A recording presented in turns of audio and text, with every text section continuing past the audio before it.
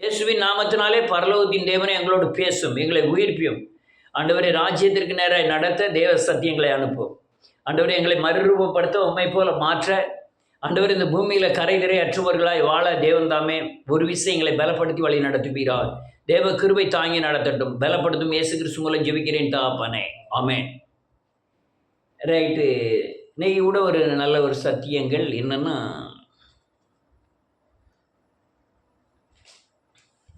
ஒளிப்பிடங்களிலே செய்கிற காரியங்கள் நமக்கு சரீரத்திலையும் ஆத்மாவிலையும் தண்டனை கொண்டு வரும். தேவ சமூகத்தில் ஒரு சத்தியத்துக்கு மீறி நடக்கும் பொழுது அந்த மீறுதலுக்கு உண்டான தண்டனை வரும்னு தெளிவாய் வேதம் சொல்லுகிறது.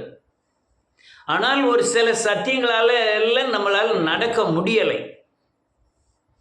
ஆனால் முடியாமல் போகிற காரியங்களுக்கு தேவன் பொறுப்பு.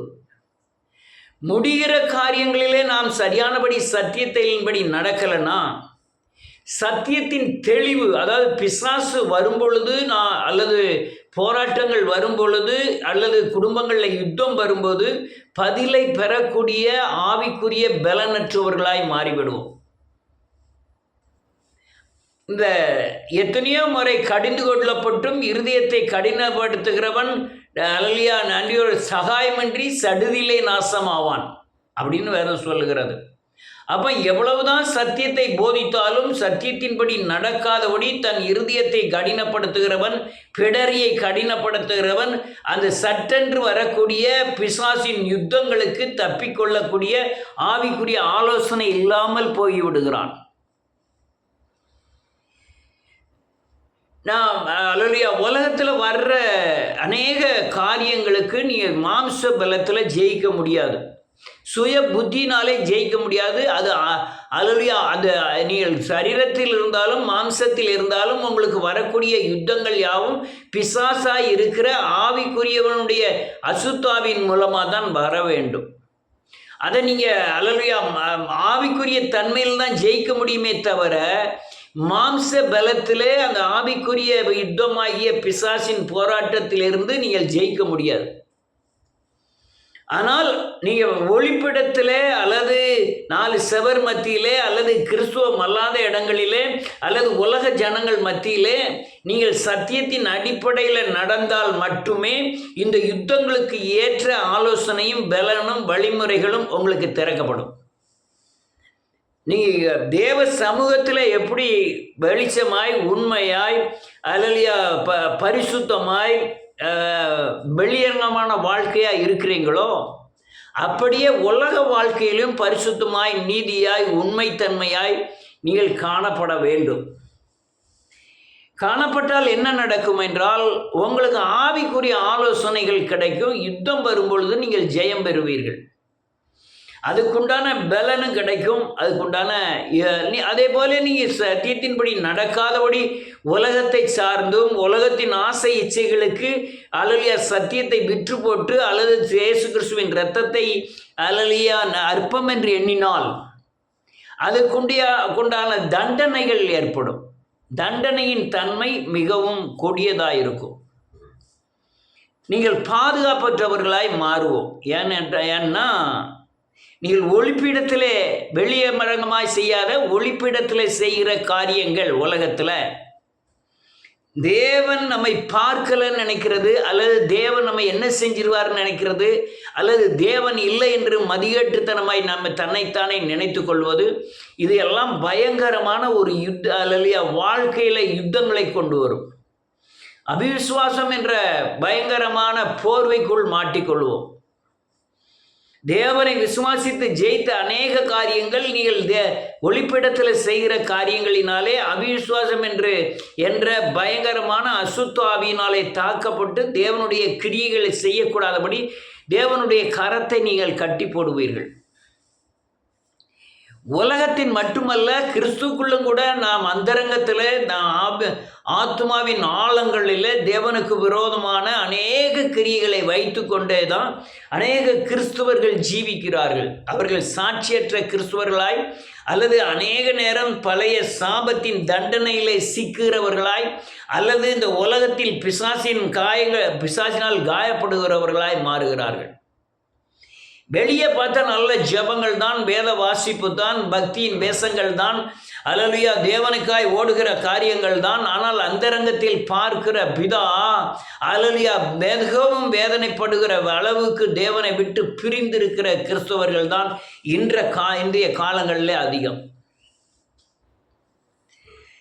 ஒன்று, உலகத்தின் மத்தியிலே நாம் ஒளிப்பிடத்தில் செய்கிற பயங்கரமான தேவனுக்கு விரோதமான காரியங்கள். இன்னொன்று, நம் ஆத்மாவிலே, உள்ளான மனுஷனிலே ஆத்மாவும் இருதயமும் சேர்ந்து கொண்டு தேவனுக்கு விரோதமாய் செய்கிற பயங்கரமான மோசமான காரியங்கள்.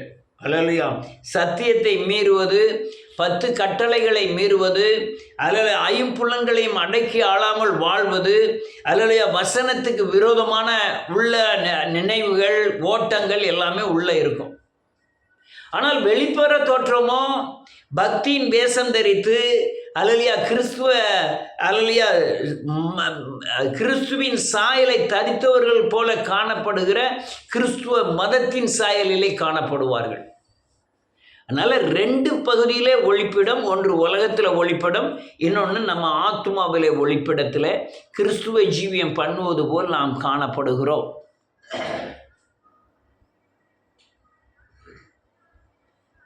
அதனால் இந்த பொல்லாத உலகத்தில் நீங்கள் தேவனோடு சார்ந்து வாழக்கூடிய பலத்தை பெற்றால் மட்டும்தான், அல்லேலூயா, இந்த பூமியிலே ஏற்கனவே நாம் சாபத்தின் தண்டனையிலே வாழ்ந்து கொண்டிருக்கிறோம். சுபாவம் மாறாதினாலும், சுயம் மாறாதனாலும், அல்லேலூயா, இயேசுவை போல மாறாததினாலும், பிசாசின் தாக்குதலினாலும், சாபத்தின் தண்டனையினாலும் அநேக கிறிஸ்தவர்கள் முழுமையான சமாதானத்தை அனுபவிக்க கூடாதபடி தண்டனைக்குள் இருக்கிறார்கள். இதுவரை நாம் தேவனை பொய்யராக்கக்கூடிய அளவில் வேத வசனங்களை மீறுகிறவர்களாய், அந்தரங்கத்தில் தேவனுக்கு விரோதியாய், வெளியரங்கமாய் பக்திமானாய் காணப்படுகிற ஒளிப்பீடத்தின் காரியங்கள் யாவும் மரணத்துக்கு சமம். அல்லேலூயா, நன்றியோடு இந்த ஆத்மாவிலே மரணம் அடையக்கூடிய இப்படி ஆத்மாக்கள் எல்லாம் தேவனுடைய சாட்சியை பூமியிலே மறுதளிப்பார்கள். அவர்கள் பார்வைக்கு இவங்கெல்லாம் கிறிஸ்துவத்தில் நல்லா தானே இருக்கிறாங்க, இவங்களுக்கு ஏன் இந்த வேதனை அப்படின்னுட்டு அநேக ஜனங்கள் நினைக்கக்கூடும். ஆனால் தேவன் மட்டும்தான் இருதயத்தின் யோசனைகளையும் எண்ணங்களையும் அறிவார். அப்படி அறியது அவர் மட்டும்தான் அறிய முடியும். ஆனால் உலக ஜனங்கள், இவன் ஞாயிற்றுக்கிழமை தோறும் சர்ச்சைக்கு போகிறான், அல்லேலூயா, பக்தியாக பேசுகிறான், பரிசுத்தமாக இருக்கிறது போல காணப்படுகிறான், இவனுக்கு ஏன் இந்த பிரச்சனை, இவங்க கும்பிடுகிற இயேசு எனக்கு வேண்டான்னு சொல்லக்கூடிய அளவில் பூமியில் அநேக கிறிஸ்தவர்கள், ரொம்ப கிறிஸ்தவர்கள் அப்படி ஜீவிக்கிறார்கள். வெளியே இருதயம் என்ன நினைக்கிறதோ அதான் வாய் பேச வேண்டும். இருதயம் என்ன நினைக்கிறதோ, அல்லேலூயா, சத்தியத்தின் பாதையில் நடக்கிறதோ அதே பாதையில் தான் வெளிப்புறமான தோற்றத்திலும் கிரியை நடப்பிக்க வேண்டும். வெளியே ஒரு காரியமும் உள்ள இருதயத்தின் காரியங்கள் வேறவும் இருந்தால், அநேகரும் பார்த்துருக்கேன், அப்படி தான் காணப்படுகிறார்கள். அவர்கள் வாழ்க்கையில் பெரும்பகுதி காயப்படுவார்கள், காயப்பட்டு ஓடிக்கொண்டிருப்பார்கள். தரித்திரம்னு ஓடிக்கொண்டிருப்பார்கள். தேவை என்று ஓடிக்கொண்டிருப்பார்கள். நோய் என்று ஓடிக்கொண்டிருப்பார். ஏனென்றால் இந்த வேத வசனத்தில் மறைந்திருக்கிற இயேசுவின் மகத்துவத்தை அறியாதபடினாலே, பூரண விடுதலைக்குள் கடந்து வராதபடி தாக்கப்படுகிறார்கள் பிசாசினாலே. அவர்கள் மரித்தவர்கள் என்று வேதம் சொல்லுகிறது. அவர்கள் ஆவியிலே மரித்தவர்கள், ஆத்மாவிலே மரித்தவர்கள். அவர்கள் பிரசங்கியாராக கூட இருக்கலாம், அநேக ஆலயங்களை நடத்துகிறவராக கூட இருக்கலாம். அவங்களுடைய வாழ்க்கைக்கும் அவங்களுடைய போதனைக்கும் வித்தியாசம் இருந்தால் அவர்களும் இந்த கூட்டத்தில் ஒருவர் மரித்தவர்களே. பெரிய ஆலயத்தை கட்டியிருக்கலாம், அவர்கள் மூலமாய் அநேகர் ரட்சிக்கப்பட்டிருக்கலாம். ஆனால் தேவ சாயலுக்கு ஒப்பாய் உள்புறமும் வெளிப்புறமும் ஒரே பகுதியாய் அல்லேலூயா காணப்படவில்லை என்றால், அவர்கள் சொல்லுகிற சுவிசேஷத்தின் மூலமாய், போதனையின் மூலமாய் அநேகர் ரட்சிக்கப்பட்டு தேவனுடைய ராஜ்யத்துக்குள் பிரவேசிக்க முடியும். ஆனால் அவர்களோ பயங்கரமான அல்லேலூயா, நன்றியோடு கூட துதிக்கிறோம், உபத்திரவத்திலையும் கண்ணியிலும் சிக்கி தவிப்பார்கள். நிறைய கிறிஸ்தவர்கள் காயப்படுறதுக்கு நான் இப்போ சொல்கிற காரியம்தான் காரணம். ஒன்று, தேவனை மறைத்து உலகத்தில் வாழக்கூடிய காரியங்கள். இன்னொன்று, தேவனை வெளிப்புறமான தோற்றத்தில் பக்தி, அந்தரங்கத்தில் தேவனுக்கு விரோதமான கிரியைகள். ஒரு வசனத்தை செல்ல உள்ளவங்க வாசிக்கலாம். எபேசியரின் புஸ்தகம் 5வது அதிகாரம் 10வது வசனத்திலிருந்து வாசிக்கலாம்.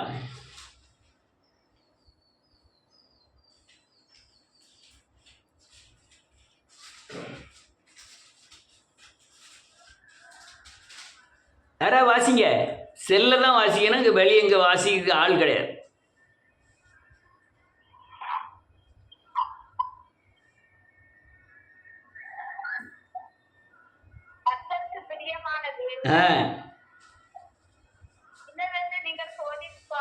பாருங்கள்,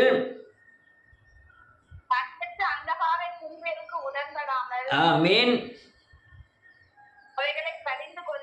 ஒரு நிமிஷம், வேதம் தெளிவாய் சொல்லுகிறது, கனியற்ற வாழ்க்கையை வாழ்ந்து கொண்டு, இருளிலே வாழ்ந்து கொண்டு, அந்தகாரத்திலே வாழ்ந்து கொண்டு, அல்லேலூயா, கிறிஸ்துவின் அல்லேலூயா வசனத்தை ஏற்று அந்த கிரியைகளை கடிந்து கொள்ளாமல் இந்த வேறொரு வாழ்க்கை வாழுகிற கிறிஸ்தவர்கள் நிறைய பேர் பார்த்துருக்கேன். ஏகப்பட்ட பேர் பணமுடையவர்களாக இருக்கலாம், பெரிய படித்தவர்களாக இருக்கலாம், உலகத்தின் மேன்மையுடையவர்களாக இருக்கலாம். ஆனால் அவர்கள் ரெட்ட வேஷம் போடுகிறதை, 2 தோணியிலே பயணம் செய்கிறதை, 2 வழியிலே நடக்கிறதை கண்டேன். ஆனால் அவர்களுடைய அந்தரங்க காயங்களும் வெளிப்புறமாய் தெரிவதில்லை. வெளிப்புறம் பகட்டாய் காணப்படுகிறது. பிள்ளைகள் மூலமாய், தன் உள்ள இருக்கிற நோய்கள் மூலமாய், சஞ்சலத்தின் மூலமாய், துக்கத்தின் மூலமாய் வாழ்க்கையில் கடந்து போகிற அதிலும் வேஷத்தை காண்பார்கள். வேதம் தெளிவாய் சொல்லுகிறது, அல்லேலூயா, கனியற்ற அந்தகார கிரியைகளுக்கு உடன்படாமல் அவைகளை நீங்கள் கடிந்து கொள்ள வேண்டும். கடிந்து கொள்ள வேண்டும். பலவீனம் வரும், அது வேற பகுதி. பலவீனத்திலே வாழ்வது கஷ்டம், தவறு.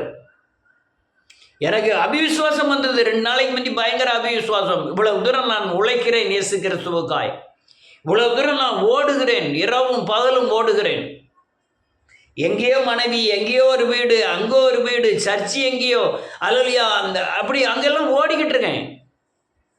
எனக்கு ஒரு பலவீனம். ஆண்டவரே, ஓடாமலே இருக்கிறவங்க அநேக ஆத்துமாக்களை சேர்க்கிறார்கள். நான் சத்தியத்தை சொல்லதுக்கு ரெடியாக இருக்கிறேன், காணிக்க வேண்டாம், இயேசுவை மட்டும் நான் சொல்லதுக்கு ரெடியாக இருக்கிறேன், எங்கேயும் ஓடுறதுக்கு ரெடியாக இருக்கிறேன். ஆனால் சத்தியத்தை கேட்டு சத்தியத்தின்படி நடக்க தன் ஆவி ஆத்மாவை சரீரத்தை அர்ப்பணிக்கக்கூடிய ஒரு ஜனத்தை கூட நான் மீட்டெடுக்க முடியவில்லை.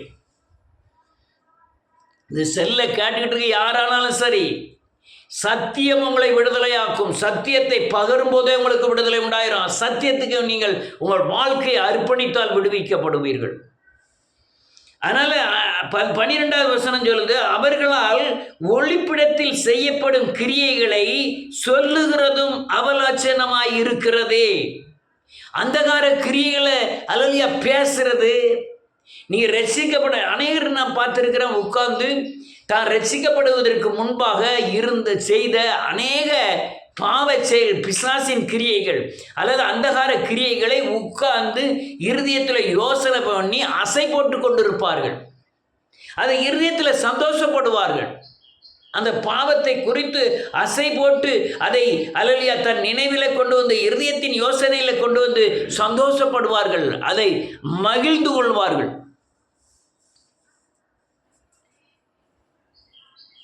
இந்த மகிழ்ந்து கொள்ளுகிற காரியம்தான் அவங்கள அல்லேலூயா தேவனை விட்டு பயங்கரமாய் தூர பிரிக்கிறது. நான் ஒரு இடத்துக்கு போனேன், ஊருக்கு போயிருக்கும் போது அந்த ஊரில் நான் சின்ன அந்த வாலிப வயசுகளில் செஞ்ச அநேக அக்கிரமங்களை, அட்டுழியங்களை சொல்ல ஆரம்பித்தார்கள் 4-5 பேர். அவர்கள் சொல்லும் பொழுது அல்லேலூயா எனக்கு தெரிஞ்சது, இயேசு கிறிஸ்து என் பழைய மனுஷனை கொன்னுட்டாரு, அவர் அடக்கம் பண்ணிட்டாரு. இவங்க அந்த பழைய மனுஷனை தோண்டி காமிக்கிறாங்க, அவர் இறந்துட்டாரு. நான் வெட்கப்பட்டேன். அல்லேலூயா, சந்தோஷப்படுவதற்கு இல்லை, வெட்கப்பட்டேன். அதான் பிசாசு பழைய வாழ்க்கையை எடுத்து காமிப்பான்.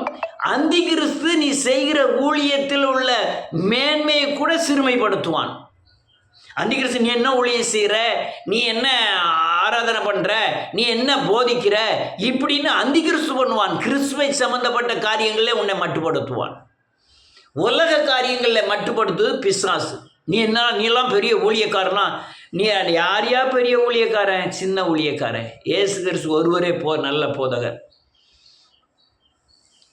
வேதம் 12வது வசனம் சொல்லுது, அவர்கள் ஒளிப்பிடத்தில் செய்யப்படும் கிரியைகளை சொல்லுகிறதும் அவலட்சணமாய் இருக்கிறதே, அவைகளெல்லாம் கடிந்து கொள்ளப்பட்டு வெளிச்சத்தினால் வெளியரங்கமாக்குகிறது எல்லாம் வெளிச்சமாயிருக்கிறது.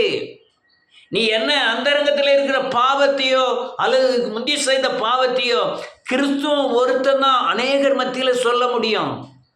அது வெளிச்சத்துக்கு கொண்டு வரணும். நீ உன்னுடைய நினைவு, உன்னுடைய வழிமுறைகள், உன்னுடைய பேச்சு, அந்தரத்தின் நினைவு, இருதயத்தின் யோசனை எல்லாமும் இருதயமும் வாயும் ஒன்று போல இருக்க வேண்டும். உள்ள மறைச்சி ஒளிச்சி இது எல்லாமே பயங்கரமான அந்தகார கிரியைகள், ஒளிப்பிடத்தில் செய்யக்கூடிய பிசாசின் கிரியைகள். இருதயம் ஒன்று நினைக்கிறது, வாய் ஒன்று பேசுகிறது. பயங்கர மோசமான காரியம். அவங்ககிட்ட சொல்லிடாத, இவங்கிட்ட சொல்லிடாத, அவங்களுக்கு மறைங்க. இது மோசமான காரியங்கள். உன் வாழ்க்கை திறந்த புஸ்தகமாய் இருக்க வேண்டும் என்று வேதம் சொல்லுகிறது. நீங்கள் நிருபமாய் இருக்கிறீர்கள்னு பவுல் எழுதுகிறார். உங்க வெளிச்சத்தில் வராதெல்லாம் அந்தகாரத்தில் இருக்கிறது. வெளிச்சத்துக்கு அண்டதெல்லாம் அல்லேலூயா பிரகாசமாய் இருக்கிறது. நான் பாவம் செய்தேன், 4 பேர் மத்தியில் 1000 100 பேர் மத்தியில் 500 பேர் மத்தியில் இருந்து நான் இப்படி பாவம் செய்தேன்னு சொல்லி இருக்கிறேன். அது வெளியரங்கமாக கொண்டு வரப்பட்டது. இந்த காரியங்கள் அநேகர் தாக்கப்படுகிறார்கள். இது ரொம்ப முக்கியமான செய்தி. நிறைய கிறிஸ்தவர்கள் தாக்கப்படுகிற ஒளிப்பிடத்தில், மனதின் ஆழத்தில் அல்லது கிறிஸ்துவம் அல்லாத உலக ஜனங்கள் மத்தியில் கிறிஸ்துவுக்கும் வேத வசனத்துக்கும் விரோதமாய் ஒளிப்பிடத்தில் செய்கிற காரியங்கள் அதிகமான நஷ்டத்தை கொண்டு வருவதை கண்டேன்.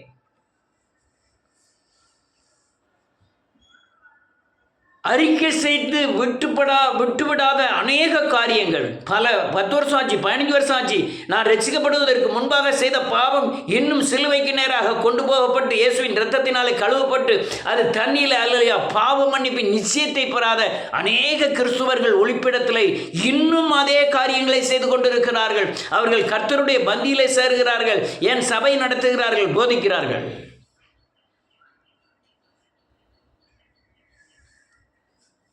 இது ஒளிப்பிடத்தில் செய்கிற காரியம். எனக்கு தண்டனை வராது. யார் என்ன கேட்க முடியும்? யார் என்னுடைய அந்தகார கிரியைகளை அறிய முடியும்? யாரும் என்னை பார்க்க முடியாது. அவர்கள் எல்லாம் இயேசுவை சுத்தமாய் மறுதலிக்கிறவர்கள், இயேசு இல்லைன்னு சொல்லுகிறவர்கள். அவர்கள்லாம் நன்றியோர்கள், ஏத்திஸ்டுகள். அவர்கள் சாமியே கிடையாதுன்னு சொல்லக்கூடியவர்கள், ஆனால் கிறிஸ்தவர்கள், ஆனால் ஞானஸ்நானம் பெற்றவர்கள், ஆனால் அல்லேலூயா வசனம் கேட்கிறவர்கள் தான். ஆனால் அந்தரங்க கிரியைகளை விடாதபடி இருக்கிறவர்கள், அல்லேலூயா ஆத்துமாவிலே உள்ளான மனுஷனில் செய்கிற அநேக தவறை விடாமல் இருக்கிறவர்கள்.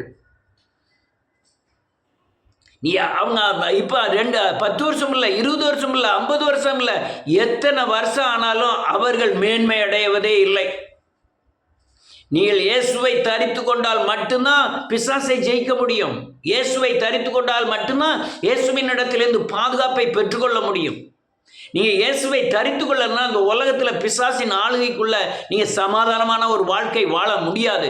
அது ஒளிப்பிடத்தில் உள்ளதெல்லாம் வெளியரங்கமாக்கப்பட வேண்டும், வெளிச்சத்துக்கு வர வேண்டும். நான் நிறைய பேரை சொல்லலாம், யாரெல்லாம் அல்லேலூயா வெளிச்சத்துக்கு வராமல் தண்டனை பெற்றார்கள் அந்தரங்கத்தில் செய்த கிரியைகளை அப்படின்னு ஒரு சிலரை மட்டும் சொல்லி முடிக்க விரும்புகிறேன். வாசிக்கலாம். ஆதியாகமத்தின் புத்தகம் 3வது அதிகாரம் 3வது வசனம்.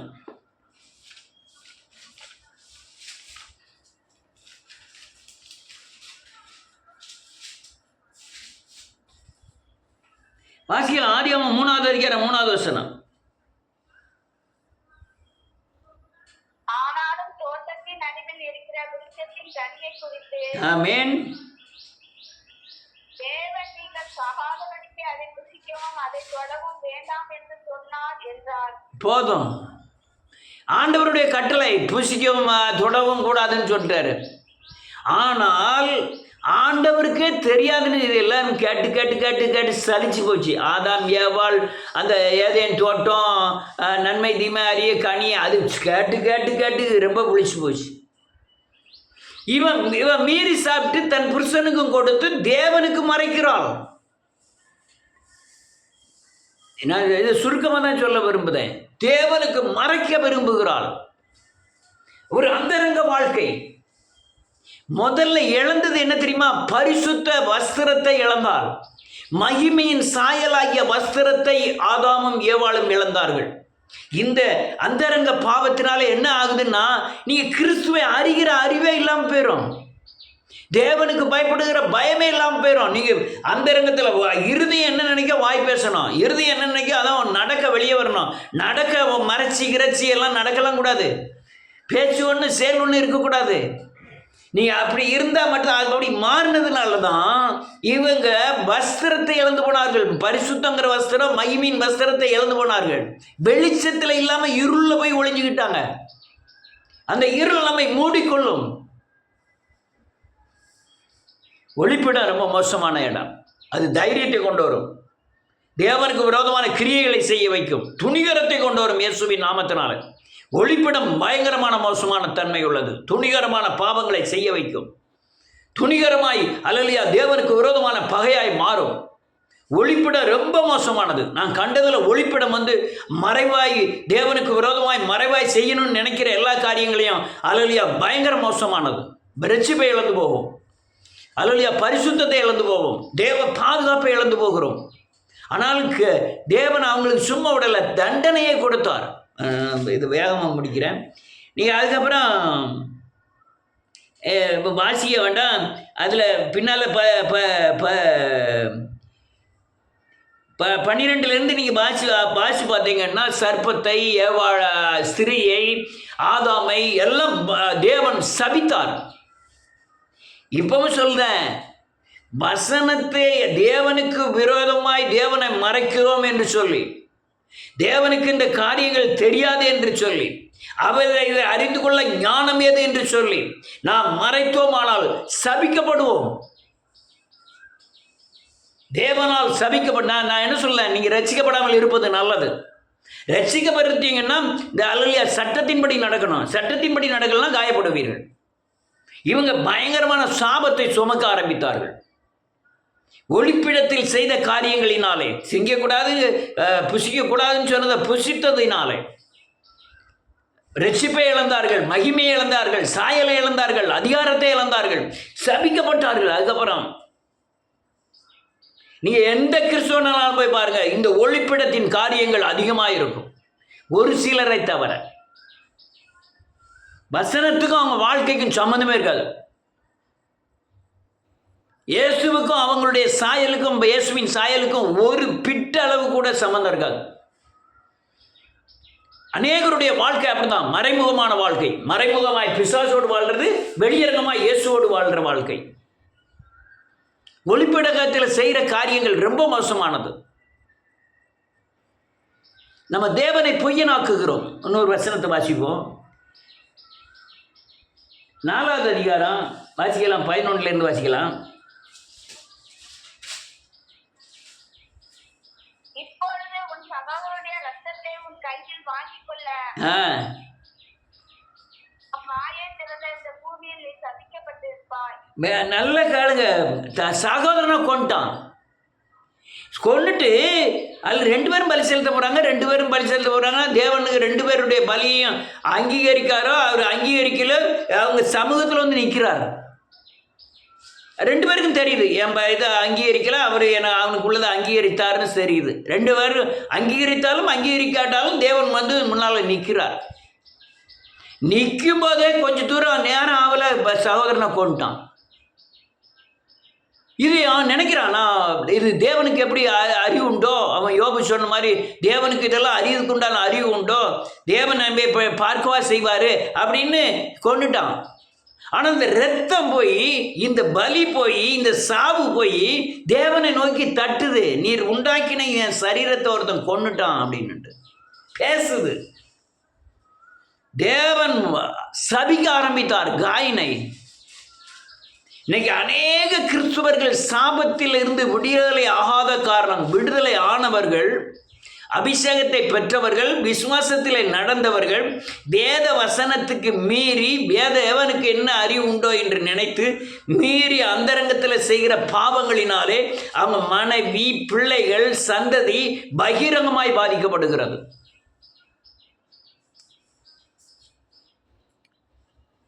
உன் வாழ்க்கை அல்லையா, உன் கண்ணின் பார்வை, வாயின் வார்த்தை, இருதயத்தின் யோசனை, செவிகளின் கேட்டல் எல்லாமே சரியானபடி சத்தியத்திற்குள் அமைந்திருக்க வேண்டும்.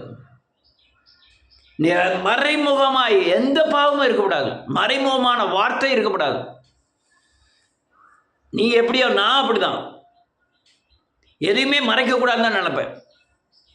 சில காரியங்கள் உங்களால் ஜீரணிக்க முடியாதனால வீட்டு காரியங்களை உங்கள்கிட்ட சொல்கிறதில்லை. இருந்தாலும் பெரும்பகுதியே 4 பேர் மத்தியில் சொல்லிடுவேன். என்னுடைய நிலைமை இதுதான் சொல்லிடுவேன். சில பெரும்பகுதியில் உங்களுக்கு வீழ்ச்சிக்கு உண்டாகும் சில அல்லையா, என்னுடைய மகனுடைய அபிவிசுவாசம், அவனுடைய பக்தியின் பலன், இதெல்லாம் நான் சொன்னீங்கன்னா நீர் கூட பேசுகிற உன் பையன் எப்படி இருக்கானேன்னு நினைக்க தோணும். அதனால் அது எனக்கு என் பார்வைக்கு அவனை கரெக்டானபடி நடத்துவதற்கு என்ன நான் நடக்கிற முறைகள் தான் என் பிள்ளையை பாதுகாக்கும்னு எனக்கு தெரியும். நான் அதனுடைய விவரங்களை சொன்னீங்கன்னா நீங்கள் வீழ்ச்சி அடைவீர்கள். அவையாம்னா உங்களுக்கு பக்தியின் பலன் இல்லை, ஒளிமறைவான பாவங்கள் இருக்கிறதுனால உங்களைப் போலவே எல்லாத்தையும் நினைக்க ஆரம்பிப்பீர்கள். அதனால தான் இது சாபம். நீங்கள் ஏவாளை எடுத்துக்கிடுங்க, அல்லது ஆதாம் ஏவாளை எடுத்துக்கிடுங்க, காயின் எடுத்துக்கிடுங்க, இது பயங்கர சாபத்திற்கு உட்பட்டது. வாசிக்கிறேன் நானே வாசிக்கிறேன். சகோதரனுடைய இரத்தத்தை உன் கையிலே வாங்கி கொள்ள தன் வாயை திறந்த இந்த பூமியில் நீ சபிக்கப்பட்டிருப்பாய். நீ நிலத்தை பயிரிடும்போது அது தன் பலனை இனி உனக்கு கொடாது. நீ பூமியில் நிலையற்று அலைகிறவனாய் இருப்பாய். இந்த காரியம் தான் நடக்கும். சாபத்தின் கொடியை எவ்வளவு சம்பாத்தியம் பண்ணாலும் அது பொத்தல் பையில் போட்ட மாதிரி ஆயிடுது. எவ்வளவுதான் தேவனை அல்லையா ஆராதனைக்கு அன்னைக்கு மட்டும்தான் அந்த 1 மணி நேரம் தான் உண்மைத்தன்மை. அதுக்கப்புறம் புறமே வேஷங்கள், நிறைய வேஷங்கள், பிசாசோட கேவலமான வேஷங்கள். ஒரு வியாபாரி அவன் வியாபார அந்த ஸ்தானத்தில் இருக்கும்போது அவன் சுத்த பேயமா இருந்தான். அதே வியாபாரி சர்ச்சுக்கு ஆராதனை நடத்தும் போது அது ஏஞ்சலா மாறிடுதான். இந்த ஏஞ்சலா மாறி நடிக்கிறதுனால அங்கே தண்டனைகள், ஒன்று துட்டை கொடுத்து தண்டிக்கப்படுவாய், இல்லைன்னா துட்டு இல்லாமல் தண்டிக்கப்படுவாய். துட்டுனால ஒன்றுமே கிடையாது. தேவனுடைய நிர்ணயம் தான் முக்கியம், தேவனுடைய கிரியைகள் தான் முக்கியம். பணம் எல்லாவற்றிற்கும் உதவும், அவ்வளோதான். அடுத்த வசனத்தை வாசிக்கிறேன். அப்போது காயின் கர்த்தரை நோக்கி, நீர் இட்ட தண்டனை என்னால் சகிக்க முடியாது. இன்று என்னை இந்த தேசத்தில் இருந்து துரத்தி விடுகிறீர். நான் உமது சமூகத்தை விட்டு விலகி மறைந்து பூமியில் நிலையற்று அலைகிறவனாய் இருப்பேன். என்னை கொன்று ஓடுவானே, எவனும் என்னை கொன்று ஓடுவானே என்றான். இந்த காரியம் தான் நடக்கு. நீ நினைக்கிறீங்க பைபிளை வாசிக்கிறோம் தானே, நம்ம பாட்டு படிக்கிறவங்க தானே, இப்படி காலம் 5 மணிக்கும் 9 மணிக்கும் நம்ம ஜெபத்தில் கலந்துக்கிடுங்க தானே. இல்லை, வேத வசனம் சொல்லுகிற விடுதலை உங்கள் வாழ்க்கையில் இருக்கா? அதுதான் முக்கியம். அதுதான் நீங்கள் சுத்தமாக இருக்கிறது இல்லாததுக்கு உண்டான அடையாளமே அதுதான். வசனம் சொல்லுகிற அற்புத அடையாளங்கள் இருக்கா? வசனம் சொல்லுகிற சமாதானம் இருக்கா? வசனம் சொல்லுகிற விடுதலை இருக்கா?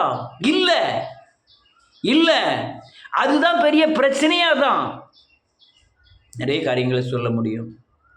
அதனால் ஒளிப்பிடத்தில் செய்கிற காரியங்கள் சாபத்தை கொண்டு வரும்.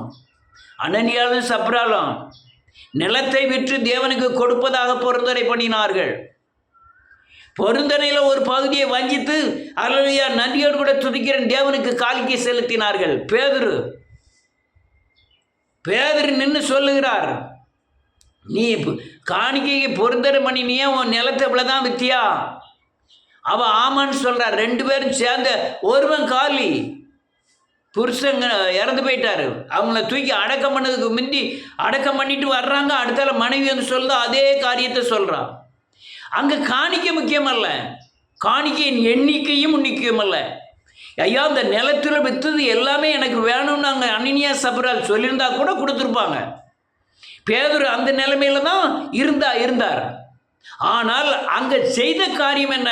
பரிசுத்த ஆவியானுக்கு விரோதமாய் போய் சொன்னார்கள்.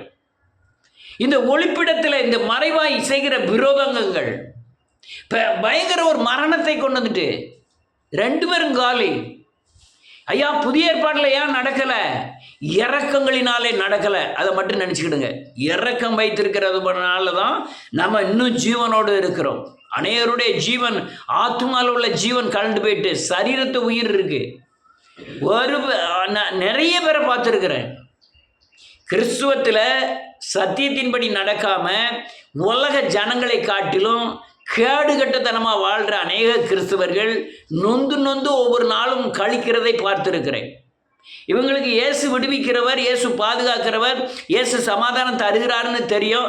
ஆனால் அந்தரங்க வாழ்க்கையில் தேவ துரோகியாக இருப்பதுனால வேதம் சொல்லுத விடுதலையை சுதந்திரிக்காம, வெளிச்சத்தை பெறாம, இந்த உலகத்தில் விசாலத்தில் வாழாம அவர்கள் ஒவ்வொரு நாளும் நொந்து சாகிறதை பார்த்துருக்கிறேன். யாருனாலும் செல்லில் ஃபோன் பண்ணி கேட்கலாம், யாரையா அப்படி காமிக்க, வாங்க என் கூட வாங்க காமிக்க. 2 வேஷம் ஒரு நாள் செல்லுபடி ஆகாது. நீ தேவனை பொய்யனாக்குகிறாய். இருதயம் என்ன நினைக்க வாய் பேசணும். அல்லையா வசன எண்ணத்தை கற்றுக்கொள்ளுதே அந்த வசனத்தின்படி உங்கள் வாழ்க்கை அமையணும். சிலருடைய துரோகம் பச்சையாகவே தெரியுது, பச்சையாகவே எல்லாருக்குமே. ஆனால் அவனுக்கு அந்த ஆத்மாவுக்கு மட்டும் நான் துரோகம் செய்கிறேங்கிறதோ, தேவனை சரியானபடி சேவிக்கலைங்கிறதோ அந்த ஆத்மாவுக்கு தெரிய மாட்டேங்குது. ஒன்று துணிகரமாக இருக்கணும், இல்லைன்னா மூடனாக இருக்கணும். பெரும்பகுதி துணிகரம் தான், பெரும்பகுதி தேவனை அறியாமை தான். இன்னும் அநேகரை நான் சொல்லலாம். கேஎஸ்சியை பார்த்தா அல்லையா வேண்டாம், எலிசா நாகமான்ட்டு நான் வெண்ணும் வாங்க மாட்டேன்ட்டான். இவன் போய் வாங்கிட்டு வந்து நிற்கிறான். வாங்கிட்டு வந்து வீட்டில் வந்து வச்சுட்டு தெரியாமல் எலிசாவுக்கு முன்னால் வந்து நிற்கிறான். அவன் கேட்கான், நீ போகும்போது என் மனம் உன் கூட வரலையா? மனம் வரலைன்னா என்ன அர்த்தம்? என்னைய பற்றியான யோசனை உனக்கு இல்லையா? வஸ்திரத்தையும் எல்லாம் வாங்கக்கூடிய காலமாக இது. நாகமானுக்கு வர்ற குஷ்டம் வரும். ஒளிப்படத்தில் செஞ்ச காரியம், சாபத்தின் தன்மை குஷ்டம். அவன் நாகமானுக்கு உள்ள குஷ்டம் கேசிக்கு வந்துட்டு நீ அதெல்லாம் எடுத்து வாசி பாருங்க. ஒளிப்படத்தில் நீ சாதாரணமாக இயேசு கிறிஸ்துவையும் வசனத்தையும் அல்லையா சாதாரணமாக நினைக்கிறீங்க. 7 தடவை புறப்பட்டது என் வசனம் ஒன்றும் திரும்பாது. வானமும் பூமி அழிந்து போவோம், என் வாயின் வார்த்தைகள் ஒரு உறுப்பாகிலும் அழிந்து போவதில்லைன்னு வேதம் சொன்னார். ஒரு புல் ஸ்டாப் கூட அழிந்து போவதில்லை. அதனால் அநேகர் அந்த அவன் கேசி எவ்வளோ பெரிய ஆளு, அந்த எலிசா எவ்வளோ பெரிய ஆளு, ரதங்களினாலும் குதிரைகளினாலும் பாதுகாக்கப்பட்ட மனுஷன். ராஜாவின் அந்த புறத்தில் பேசுகிற காரியங்களை வெளிப்படையாக சொல்லுகிறவன். வாயின் வார்த்தைகளை கர்த்தர் ஆசீர்வதித்திருந்தார். எல்லா காரியமும் அவனுக்கு ஒரு ராஜா, ஒரு தேசத்தினுடைய அல்லது அந்தரங்க காரியங்களை வெளிப்படுத்துகிறவன். இந்த கேஆசி போய் நாகமான்ட்ட வாங்குற அந்த மீறுதலை அவன் அறியாது இருப்பானா? அதுக்கு தான் கேட்க அவன் என் மனம் அவன் கூட வரலையா அப்படின்ட்டு. மீறிட்டு ஒழிச்சு வச்சுட்டு தெரியாத மாதிரி நினைக்கான். அப்போ தான் சொல்லாரு, நாகமானுக்குள்ள குஷ்டம் உனக்கு அப்படியே வந்துடணும். உடனே குஷ்டம் வந்துட்டு ஆண்டவர் அப்படிதான் கனி இல்லாதனால அந்த அத்தி மரத்தை சபிச்சிட்டாரு. அவன் வரும்போது பேதுரு சொன்னான், நீ சபித்த மரம் அல்லையா வேரோடு பட்டு போயிட்டு. சாபத்தை தன்னால் வாங்கிக்கின்றோம். தேவனை பொய்யனாக்கி, தேவனுக்கு குருடன் என்று நினைத்து, தேவன் உன்னை அறிய மாட்டார் என்று நினைத்து நாம் தேவனை விரோதமாய் துணிகரமாய் பாவம் செய்கிறோம். ஒளிப்படத்தில் செய்கிற காரியங்கள். ஒளிப்படம் என்பது திரும்பவும் சொல்கிறேன், உலகத்தில் கிறிஸ்துவ ஜீவியை நடத்துவது போல உலக ஜீவியத்தில் ஆழ்ந்து துரோகம், வசனத்துக்கு துரோகம் பண்ணது மட்டுமல்ல ஒளிப்படம். உன் ஆத்மாவில் நினைக்கிற நினைவுகள், யோசனைகள் எல்லாமே ஒளிப்படத்தின் காரியங்கள், மோசமான காரியங்கள். எத்தனையோ பேர் நான் சொல்லலாம் பைபிளில். அவனுடைய தண்டனையை நீங்கள் பார்க்கலாம். அதே மாதிரி தாவீதை பார்த்தீங்கன்னா அப்படிதான். அல்லையா போர்ச்சவன் அவனை கொன்னுட்டு அவன் கைனாலையும் ஒரு இஸ்ரவேல் கைனாலும் சாவல, எதிரி கையினால செத்துட்டான். அது பெரிய சாபமாய் மாறியது. அல்லலியா படைத்தலைவன்ட்டு சொல்லி அவனையும் கொல்ல வச்சுட்டு அவன் மனைவியை எடுத்துக்கிட்டு ஒன்றும் தெரியாதவன் மாதிரி உட்காந்துருக்கான். ஆண்டவர் ஒன்றும் தெரியாதவரா அனுப்புனார் தீர்க்கதரிசியை. நாத்தான் தீர்க்கதரிசி போய் சொல்லி அவனை உணர்வூட்டினார். எல்லாருக்கும் தெரிஞ்ச கதை தான் இதெல்லாம். நான் இது ஒளிப்பிடத்தில் செஞ்ச காரியத்துக்கு மட்டும்தான் தாவீதை எடுக்கிறேன். யாருக்கும் தெரியாது, ஆண்டவருக்கு தெரியாமல் போவதில்லை. என்ன தண்டனை தெரியுமா? நீ 4 செவர் மத்தியில் செஞ்சதும் உன் பிள்ளைகள் சூரியனுக்கு கீழே செய்யட்டான். ஆண்டவருடைய தண்டனை கொடிய தண்டனையாக இருந்தது. என் பட்டையும் அவன் வீட்டை விட்டு விலகாதிருக்கும்ட்டாரு. இருதயத்துக்கு ஏற்றவன் தான், தண்டிக்காமல் விட்டதில்லை. அதனால் நீ வெளிப்புற, திரும்பவும் சொல்ல, நீ இயேசுவை போல மாறுவதற்கு முயற்சி செய்யலைன்னா சரியான பாதுகாப்பில் இந்த பூமியில் வாழ முடியாது. நீ இயேசுவை போல மாற முயற்சி செய்யலைன்னா அந்த உலகத்தில் பிசாசை உங்களால் ஜெயிக்க முடியாது. இப்போ பெற்றிருக்கிற சமாதானத்தை கூட நீங்கள் இழந்து போகிற அதிகமான வாய்ப்பு உண்டு. நீங்கள் இயேசுவை போல மாறணும். ஒளிப்பிடம் அல்லலியா மறைவான இடங்களில் இயேசு பார்க்கிறாருங்க எண்ணம் உங்களுக்குள்ளே இருக்கணும். உன் நினைவை அறிந்திருக்கிறார், உன் யோசனை அறிந்திருக்கிறார். யாரும் தப்பி போவதில்லை. நான் இப்போ சொன்னது பூரா கிறிஸ்தவர்கள் மறைவாய் செய்கிற துணிகரமான பாவங்கள். சரியானபடி மணந்து போவோம். கர்த்தர் உங்களை ஆசீர்வதி.